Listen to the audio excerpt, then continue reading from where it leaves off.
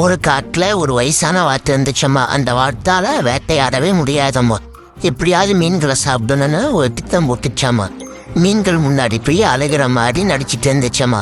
பரிதாபமாக பார்த்த மீன்கள் அச்சுச்சோ வாத்தழுகுது என்னாச்சுன்னு போய் கேட்கலான்னு ஒரு மீன் கேட்டுச்சம்.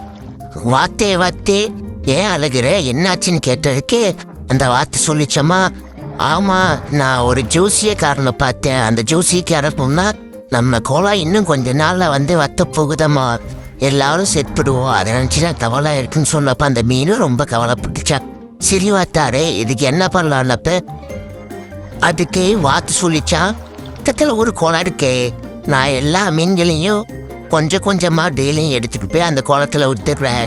இந்த நடி வத்துறதுக்குள்ளே எல்லா மீன்களையும் புது குளத்தில் விட்டுடல, அப்போ எல்லாரும் சந்தோஷமா இருக்காலே மீன்கிட்ட ஒரு தந்திரமான பொய் சொல்லிச்சான். மீன்களும் வாத்து பேச்சு கேட்டுட்டு டெய்லியும் வாத்து கூட போச்சம்மா. நம்ம ஒரு புது குளத்துக்கு போகிறன்ற ஒரு எண்ணத்தில் வாத்து கூட ஜாலியாக போச்சம்மா. அப்போ ஒரு நாள் ஒரு நண்டு கேட்டுச்சம்மா, வாத்தே இந்த குளம் அழிய போகுதில்ல, என்னையும் கூட்டிகிட்டு போனப்ப அந்த வாத்து சரிவா உன்னையும் கூட்டிகிட்டு போகிறேன்னு வானத்து மேலே நண்டு மேலே முதுகு மேலே உட்கார வச்சுட்டு கூட்டிகிட்டு போயிட்டு இருந்துச்சம்மா.